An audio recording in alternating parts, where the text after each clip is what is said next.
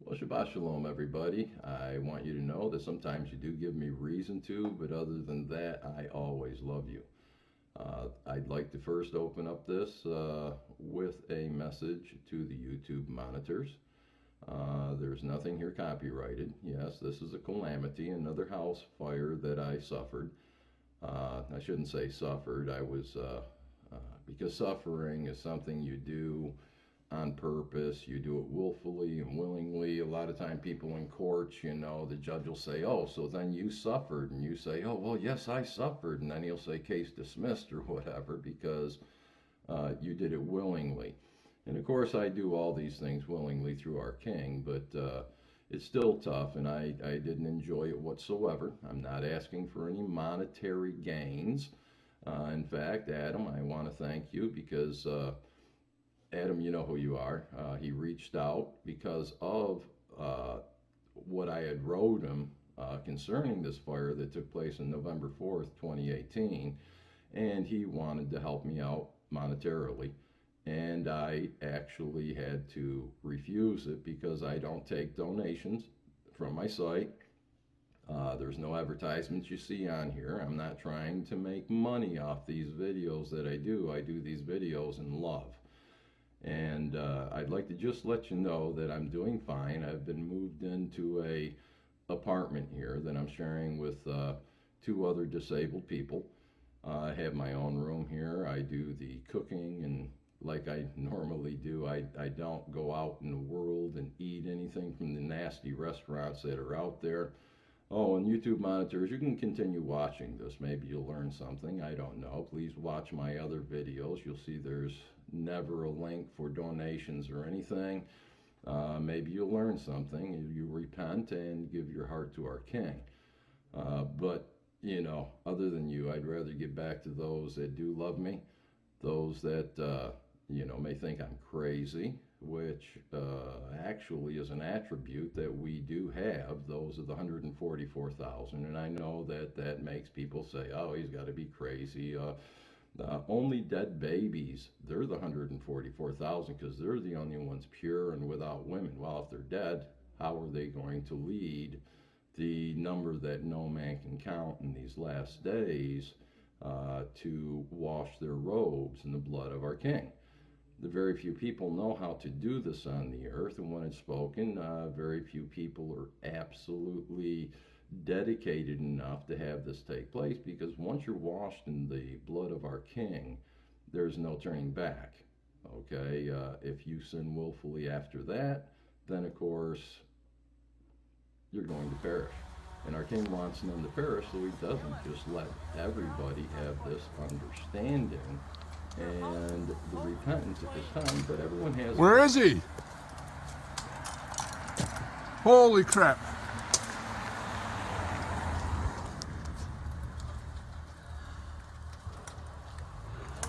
He's not inside, is he?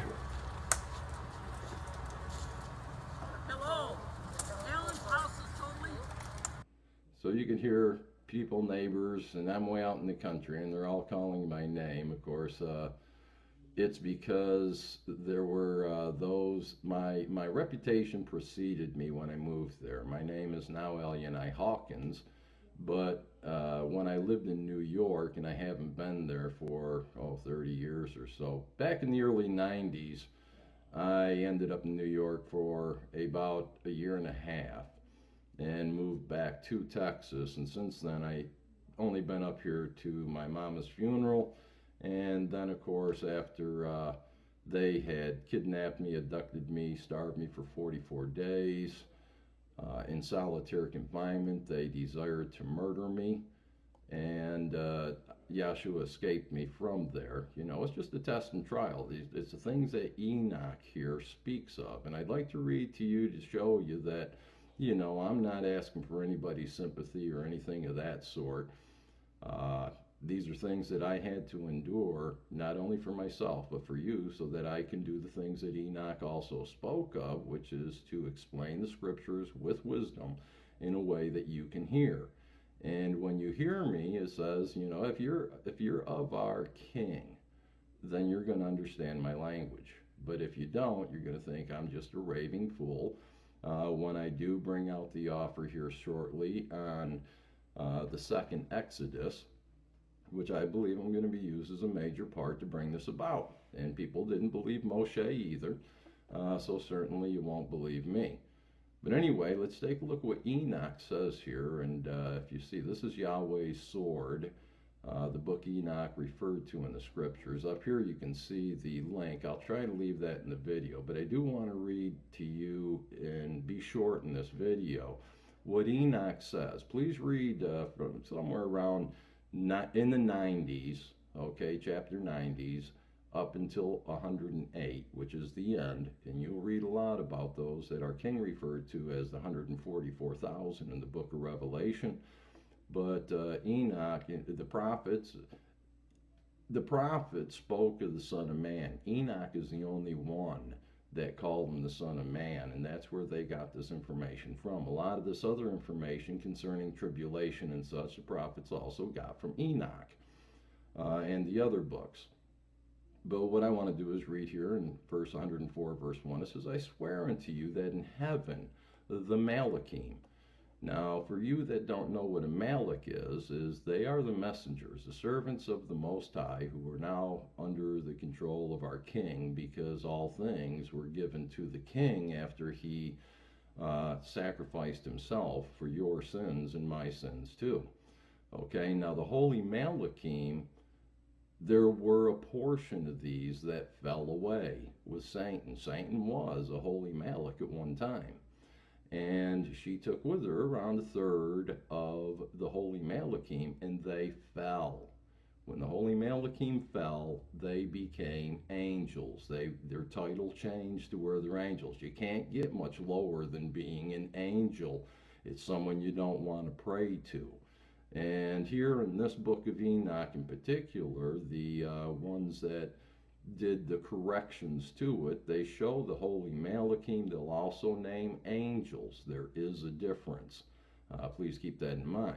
But anyway, Enoch says, I swear unto you that in heaven the Malachim will remember you. When he's talking to the righteous, to the elect, he's speaking to me personally. And he may be speaking to you too. But, you know, it's not a great honor or the thing that you'd really want to come on yourself, because I'm telling you, to become one of these, you have to go through some severe tests and trials, illnesses, everything, boils, man. I had a boil on my back, just popped up one day and looked like Quasimodo, you know, and it's like, where did these things come from? But when you read Deuteronomy 28 and see the curses that come on people for breaking the laws, even though I've done my best and the utmost to keep them, I went through most all of them. Including the part about eating my own children. Not mine, they came from me, but the children that are being aborted and put into our foods and such. I was not aware of these things. I ate probably many a dead child, you know, and that's what Satan wanted, because it separates me from our king. When I realized these things, I don't eat these foods anymore. I don't go to restaurants or anything. I cook my own meals. I bake my own bread. Once in a while, if I find an organic bread that's clean enough, it doesn't have natural flavors in it. Abortions have a natural flavor. They don't have to list what it is, okay? And that's how they have most of us being cannibals. So if we want to come out of this world, we're going to have to come out of this world. And I want to offer, you know, the second Exodus for you to start praying about, because Enoch's going to speak a little bit, you know, here. It's insinuate in his writings, he's going to speak of these things. You just got to have the eyes to see and the ears to hear. But anyway, Enoch says, I swear unto you that in heaven the Malachim will remember you for righteousness. He's got good there, but good means righteousness, before the splendor of Yahweh the Great One. And your names shall be written before the splendor of Yahweh the Great One. Now, our names, and your name as well, is in the book of life. Okay, except for those that were created for destruction, your names are in the book of life. Your names were there at the time our king's name was written down as well. Yahshua, his name was in the book. He wasn't on a cloud strumming a harp for billions and trillions of years, and one day Yahweh said, hey, go on, jump down there in Miriam's womb and, you know, come forth. No, his beginning was in the flesh, just like you and I, okay? Adam's beginning was in the clay, but he became flesh when Yahweh blew into his nostrils, okay? And some will say it wasn't flesh, but it was a sort of flesh that you could actually see through. Our bodies are nothing but frequencies held together by these little electrical forces that make us appear to be solid and all that sort of thing, but we're all a frequency, and Adam's and Eve was much more clean and pure than ours. But anyway, let's go on here. 104.2. Be hopeful, I was told, because formerly you have pined away through evil and toil, but now you shall shine like the lights of heaven, and you shall be seen. And that's what I'm hoping, is that shortly people will hear the words that are spoken through my mouth. They come from our King. Please prove all things and prove it for yourself. They're not easy to accept because the truth, it breaks rocks like hammers. You know, it's like, man, it just devastates you when you hear it because you might not be walking in it. And I try to explain these things as gently as possible. I've learned a lot since November 4th, and here it's February 16th. So I had a little hiatus there, you know, where I really had no access to the computer or any other way I could contact or make videos or things of that sort. It was because I'm a prisoner in our King, and he kept me prisoner, hostage, until just a couple days ago. And I'm thankful for it because I've got a lot of things cleared up in my head. Our King did show me this Exodus that's going to take place again, the second Exodus, and I forgot 98% of it, but that's how he wants it. He'll open up these things again, and I'll see, and it's going to be perfect, people. Of course, we're still going to have tests, we're going to have trials, things of that sort. The world's going to hate us. Says that the dragon's going to go after those that keep the commandments. They're not going to go after Christians. Christians don't keep the laws and commandments. Very few do, and when someone says they do, they become legalistic, Nazi law keepers, whatever. But it's the only thing that is going to get you into the kingdom. And no, you can't get salvation from it, but you have to learn the owner's manual, okay, like on a computer or something. You wouldn't be able to figure out how to use it if you didn't read the manual. Well, unless you know the manual to get you into the kingdom so you can operate properly, which is the laws and the commandments, and to put your trust fully in our King, that's all there is to salvation anyway. If you can do that, then you're going to be part of this work. You're going to be part of the kingdom, and you're welcome to come out in the second Exodus. Anyway, it says, and the windows of heaven, it says, and you shall be seen, and the windows of heaven shall be opened for you. Your cry shall be heard. And I'm crying, people. Please cry with me for this judgment. It says, cry for judgment. It'll appear for you. For all your tribulations shall be demanded for investigation from the responsible authorities. And right now, this is in the process, and we're going to hopefully through this, I'm not going to explain all the details here, but anyway, there's going to be a place, hopefully, either Texas or South Africa, where I believe we're going to be gathered. And because I'm going to be given 10 talents, okay? Our King said, what are you going to do with it? You know, he wants to see what I'm going to do with it. I'm going to help as many of you as I possibly can to come out of this world and away from the sin. So anyway, it says, from everyone who assisted those who plundered you. So there you go, people. I mean, someone had to plunder me and have help doing it in order for me to be one that Enoch wrote about. That's how I know he's writing about me, because all these things have taken place. A lot of people see it and they still can't, they can't understand. They can't put two and two together, but it was opened up to me. The 144,000 have not been sealed yet. When they are sealed, you'll know who they are. Right now, we're not sealed, but I do know who I am. Our King showed me.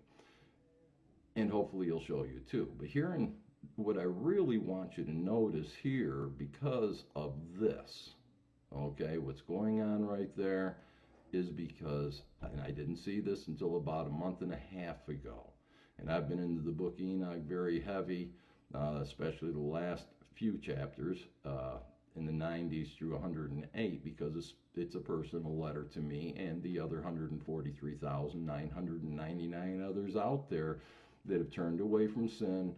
As Isaiah said, you know, if you turn away from sin in these last days, you're going to be accounted as mad. But it says here to me, be hopeful and do not abandon your hope. Well, why not, man? Everything sucketh so greatly. It says, because there shall be a fire for you. Now, this was my third one, okay? This third one, I've been burned out, lost everything for the most part. But there's a fire for me. And it says, you are about to be making a great rejoicing like the Malachim of heaven. And it says, I won't hide on the day of judgment. And I shall not be found as the sinners, but eternal judgment shall be far away from you for all the generations of the world. See, the thing is, those of the 144,000, they're being tested, they're being tried right now. This means they're being judged. They're being judged of how they handle these situations. And I've been through so much and handled so much, I can actually empathize with almost everything except for I can understand, and our King is forgiving of everything that you have done. I don't care what it is, whether you had abortions or such, but I couldn't have an abortion, so I can't empathize in that as greatly as somebody being robbed and plundered, you know, or losing a loved one to the grave, things of this sort. I am totally empathetic. Larry Newport, man, this guy, he is totally empathetic as well. I ask that y'all look at his channel because he gets about as many views as I do, you know, poor guy. But he is so sincere.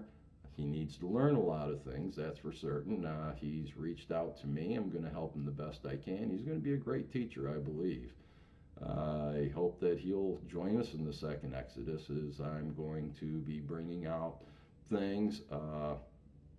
But there's certain scriptures that talk about, you know, where a man came up to Yahshua and asked, hey, I want to follow you. He says, well, go out, sell all that you have, give it to the poor, and follow me. And the guy's like, oh, I can't do that. Okay, well, that's something we're all going to need to do. And of course, like I said, you know, some were given 10 talents, some 5.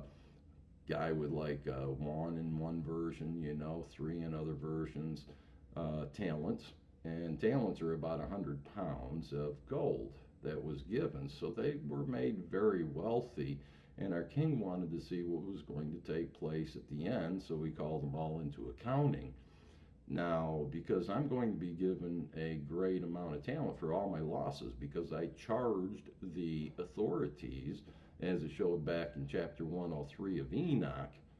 Okay, I'll see if I can bring that up real quick, but I actually charged. Charged means to bill. And because of these bills and such, I've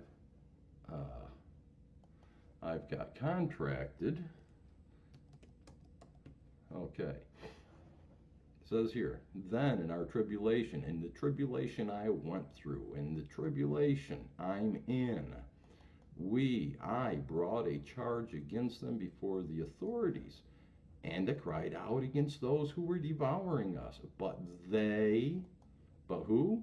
They, the authorities, neither would pay attention to my cries nor want to hear my voice. They brought me in the courts all the time, ruled against me, and the evidence I brought is still in the record. There's contracts that I made with them under notary protest, and if you know anything about notary protest and such, you'll know that they have a once a notary protest is done, you bring it into a court, and they're supposed to say, yeah, well, it was protested, you are entitled to this, go collect. They wouldn't do this, but they are filed in court records, these very contracts I have. But then it says, but on the contrary, they were assisting those who were robbing and devouring us. Who was they? They, the authorities. They, the authorities, did this. Those who were causing us to diminish. They, the authorities, conceal that they're the offenders. Injustice, and do not remove the yokes of those who devour us, scatter us, and murder us. Yes, they put me in jail for 44 days in solitary confinement because I billed a judge. I charged a judge for the contempt of his own courtroom. And in retaliation, the judge used your tax dollars to try to murder me using the sheriff and everybody else, okay? And I charged them all. That's why I'm in New York right now. But it says the authorities, cover up our murder. And the authorities, do not remember the fact that the offenders, have lifted their hands up against us. So that's why we need these prayers to cry out for judgment. As Enoch said, I thank you for the prayers that you have given to help me out. It's really helped greatly. I want to keep this video as short as possible. But as I said, you know, if you're willing to live by the 10 Commandments, if you're willing to live by the give or take 613 laws, and to trust in our King only, then you won't be under judgment by men, because you're not going to break the laws or the commandments, and you're going to love our King. Everyone will be welcome. But if somebody comes that doesn't do those things and they commit adultery, well, they're going to get stoned. Okay, it's an eye for an eye, tooth for a tooth situation going to go on, just like in the days of Moshe, and we're going to come out of this world. We're not going to eat their fineries, their foods and stuff anymore. We're going to be an agricultural nation. We will also have some industry where we can support ourselves. It'll be a family business. That is what this Exodus is going to be. We're not going to live anymore for ourselves, wanting that fancy boat and everything else, because the fancy boats and such that'll be there will be for everyone when they're not working. Okay? Basically, if you don't work, you won't eat. Okay, so keep these things in mind, and I'll bring out the terms in other videos, things that I was shown, and some of these things that got messed up in my mind as well as to how they're supposed to be. So input, it would be greatly appreciated. Till we meet again, I say shalom to you all, and thanks again for your prayers, and I'm praying for you too. I love you all. I just hate what you do. When you stop doing it, I'll love you completely, as our King does. Shalom.